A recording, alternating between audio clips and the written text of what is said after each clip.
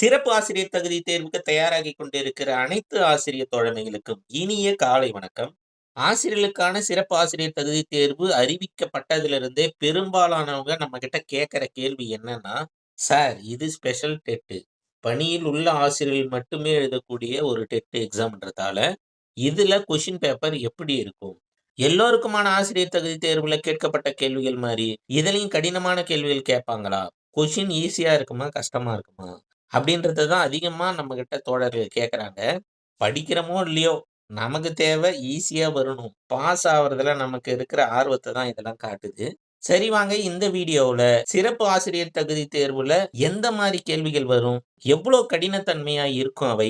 இத நம்ம எப்படி எதிர்கொள்ளணும்? அப்படின்ற கேள்விகளுக்கெல்லாம் எனக்குள்ள எக்ஸ்பீரியன்ஸ வச்சு, என்னுடைய கருத்துக்கள உங்களோட பகிர்ந்துக்கிறேன். நம்ம இப்போ வரப்போற டெட் தகுதி தேர்வுக்கான கொஸ்டின் எப்படி இருக்கும்னு தெரிஞ்சுக்கணும்னா, இதுவரைக்கும் நடந்த தகுதி தேர்வுகள்ல எந்த மாரி கேள்விகள் கேட்டிருக்கிறாங்க? அதெல்லாம் எவ்வளோ கடினத்தன்மையோடு இருந்ததுன்னு நம்ம பார்த்தா தான், இப்போ வரப்போறது எப்படி இருக்கும்னு நம்ம கணிக்க முடியும். அதுக்கு முன்னால நம்ம சேனல் அறிவுமதி அகாடமிய இன்னும் சப்ஸ்கிரைப் செய்யாத தோழர்கள், சப்ஸ்கிரைப் செய்து கொள்ளுமாறு அன்போடு, தோழமையோடு கேட்டுக்கிறேன். இங்க பாருங்க, த வெரி ஃபர்ஸ்ட் டெட் 2012ல அனௌன்ஸ்மென்ட் பண்ணி, அதுல நடந்த எக்ஸாம்ல only 0.61% of candidates have passed in 2012. அதன் பிறகு இவ்ளோ குறைவா பாஸ் பண்ணியிருக்கிறதால, ஒரு ரீடெஸ்ட் ஒண்ணு வச்சாங்க. அந்த டெட்லயும் பார்த்தீங்கன்னா, 3% கேண்டிடேட்ஸ் தான் பாஸ் பண்ணாங்க. அதன் பிறகு 2013ல நடந்த டெட் தகுதி தேர்வுல தான் கொஞ்சம் அதிகமா பாசிங் பெர்சன்டேஜ் இருந்தது. அந்த 2013 டெட் தகுதி தேர்வுல தான் நான்லாம் கூட பாஸ் பண்ணியிருந்தேன். இப்படியே பாசிங் பெர்சன்டேஜ் பார்த்தீங்கன்னா, எப்படி இருந்தாலும் 10%க்குள்ள மட்டுமே இருந்தது. அதன் பிறகு பார்த்தீங்கன்னா, 2 வருஷத்துக்கு ஒரு எக்ஸாம், 2 வருஷத்துக்கு ஒரு எக்ஸாம் அந்த மாரி தான் நடந்தது. ஆனா 2024, 25ல பார்த்தீங்கன்னா, ஒரு முக்கியமான விஷயம் நடந்தது. அதாவது அரசு பள்ளி ஆசிரியர்களும் கண்டிப்பாக ஆசிரியர் தகுதி தேர்வுல தேர்ச்சி பெற்று இருக்கணும். பணியில் உள்ள ஆசிரியர்களும் தேர்ச்சி பெற வேண்டும். அப்படின்ற ஒரு முக்கியமான தீர்ப்ப சுப்ரீம் கோர்ட் குடுத்திருந்தாங்க. அதனுடைய விளைவா அரசு பள்ளியில வேலை செய்ற அனைத்து ஆசிரியர்களும், தனியார் பள்ளியில வேலை செய்ற ஆசிரியர்களும், குறிப்பிட்ட கால வரையறைக்குள் அனைத்து ஆசிரியர்களும் தேர்ச்சி பெற வேண்டிய கட்டாயத்துக்கு தள்ளப்பட்டாங்க. இதனால அரசு பள்ளிகள்ல பார்த்தீங்கன்னா, தலைமை ஆசிரியர் பணியிடங்கள் பதவி உயர்வு அளிக்கப்படாம காலியாகவே உள்ளது. இதுக்கிடையில தான் கடந்த நவம்பர் 2025ல ஒரு டெட் எக்ஸாம் நடந்தது. இதுல பார்த்தீங்கன்னா, அரசு பள்ளி ஆசிரியர்கள், தனியார் பள்ளி ஆசிரியர்கள் மற்றும் பணியில் இல்லாத ஆசிரியர்கள் என அனைவருமே அந்த எக்ஸாம் எழுதுனாங்க. முன் எப்போதும் இல்லாத அளவுக்கு கொஸ்டின் பேப்பர் வந்து ஓரளவுக்கு எளிமையாகவே இருந்தது. நேரடி கேள்விகள் அதிகமாகவே இருந்தது.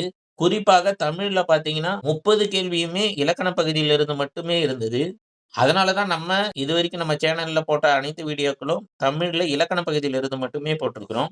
ஏன் உரைநடையிலிருந்து கேட்க மாட்றாங்க அப்டின்னா, உரைநடையிலிருந்து கேட்கறதுக்கும், தமிழுக்கும் சம்மந்தமே கிடையாது. ஒரு மனப்பாடம் பண்ற அறிவு இருக்கிற யாருமே அத வந்து எளிமையா அட்டெண்ட் பண்ணிட முடியும். ஆனா, இலக்கணம் தான் ஒரு மொழிக்கு ரொம்ப முக்கியம். அதன் அடிப்படையில தான் இலக்கண பகுதியிலிருந்து அதிகமான கேள்விகள் இடம்பெற்றிருந்தது. சார், கடந்த கால வரலாறுலாம் இருக்கட்டும். இப்போ நடக்க போற தேர்வ பத்தி சொல்லுங்க சார். அப்படின்னு நீங்க கேட்கறது என்னுடைய காதுக்கு கேட்குது. ஏன் கடைசியா நடந்த நவம்பர்ல நடந்த டெட் தகுதி தேர்வுல எளிமையா கேட்கப்பட்டதுன்னா, அங்க தான் ஒரு விஷயம் மறைஞ்சிருக்குது. ஏன்னா, கடந்த நவம்பர் 2025ல தான் அரசு பள்ளி ஆசிரியர்களும் நெறைய பேர் எழுத வேண்டிய கட்டாயத்துல இருந்தாங்க. நெறைய பேர் எழுதுனாங்க. அவங்களுக்காக வேண்டி தான், அவங்களோட நன்மைக்காகவும் தான் வினாத்தாள்கள் அமைக்கப்பட்டது. அதனால தான் பாசிங் பெர்சன்டேஜ் வந்து கடைசியா நடந்த ஆசிரியர் தகுதி தேர்வுல முன் எப்போதும் இல்லாத அளவுக்கு அதிகமா இருந்ததுக்கு காரணம் அதான். அப்போ கடந்த நவம்பர்ல நடந்தது சிறப்பு ஆசிரியர் தகுதி தேர்வு கிடையாது. ஜெனரல் டெட் தான். ஆனா ஆசிரியர்களும் வெகுவான பேரு அதுல எழுத வேண்டிய கட்டாயத்துல இருந்தாங்க. எழுதுனாங்க. அவங்களுடைய நன்மைக்காகவும் தான் கொஸ்டின் பேப்பர் அமைக்கப்பட்டு இருந்தது. அதுவே எளிமைன்னா, இப்போ நடக்க போறது ஒன்லி ஃபார் வொர்க்கிங் டீச்சர்ஸ். அப்போ அது வந்து ஒரு பார்ஷியலா அரசு பள்ளி ஆசிரியர் எழுதின அந்த தேர்வுக்கே ஓரளவுக்கு எளிமையா இருந்ததுன்னா, இப்போ பணியில் உள்ள ஆசிரியர் மட்டுமே எழுதப் போற இந்த டெட் தகுதி தேர்வு, அத விட ஈஸியா இருக்குமா? கடினமா இருக்குமா? குறைந்தபட்சம் அத விட ஈஸியா இருக்குமான்றதெல்லாம் நமக்கு தெரியாது. கண்டிப்பாக அதை விட கடினமாக இருக்க வாய்ப்பில்லை. புரியுதுங்களா? அப்போ அதுக்கு ஈக்குவல் ஆர் அத விட கொஞ்சம் ஈஸியா இருக்க தான் வாய்ப்பு உண்டு. அப்போ நீங்க என்ன பண்ணணும்? நமக்கு ஒரு முன்னோட்டமா நவம்பர்ல நடந்த டெட் தகுதி தேர்வு இருக்கு. அந்த கொஸ்டின் பேப்பர எடுத்து வச்சு, அத அனலைஸ் பண்ணி, அந்த ஃபார்மேட்ல நீங்க தயார் பண்ணீங்கனாலே ஈஸியா பாஸ் பண்ணிடலாம். நான் ஒரே ஒரு சப்ஜெக்ட்க்கு மட்டும் சொல்லிர்றேன். தமிழுக்கு சொல்றேன். இப்ப தமிழ்ல பார்த்தீங்கன்னா, 30 கேள்விகளுமே கிராமர்ல இருந்து, அதாவது இலக்கண பகுதியில இருந்து மட்டுமே இடம்பெற்றிருந்தது. சரி, எந்த வகுப்புல இருந்து இடம்பெற்றிருந்தது? 30 கேள்வில கிட்டத்தட்ட ஒரு 28, 29 கேள்விகள் 6லிருந்து 8ஆம் வகுப்புகள்ல இருந்து மட்டுமே இடம்பெற்றிருந்தது.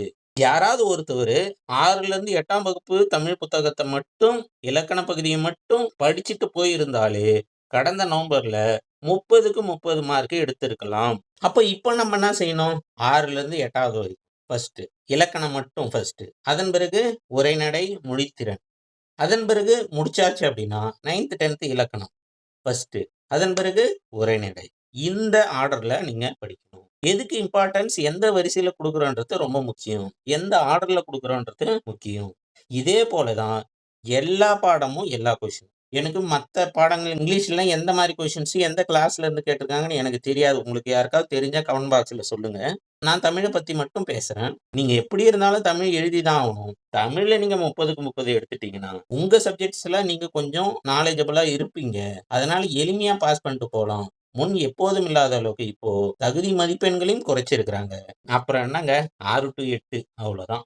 6 டூ 8 மட்டும் படிங்க. ஃபர்ஸ்ட்டு படிங்க. அதன் பிறகு உங்களுக்கு டைம் இருக்கு அப்படின்னா, 9த், 10த் அவ்வளோதான். ஈஸியா பாஸ் பண்ணிட்டு, கெத்தா காலர தூக்கி விட்டுக்கிட்டு ரோட்ல நடக்கலாம். இந்த ஒரு எக்ஸாம்ல நம்ம பாஸ் பண்ணாம, எவ்வளோ கஷ்டப்படுறோம் சொல்லுங்க. பார்க்குறவங்க முன்னால ஒரு தலை நிமிர்ந்து நடக்க முடியல. நமக்கு வேலை கிடைக்குது, கிடைக்கல. அது இன்னொரு பார்ட். சரிங்களா?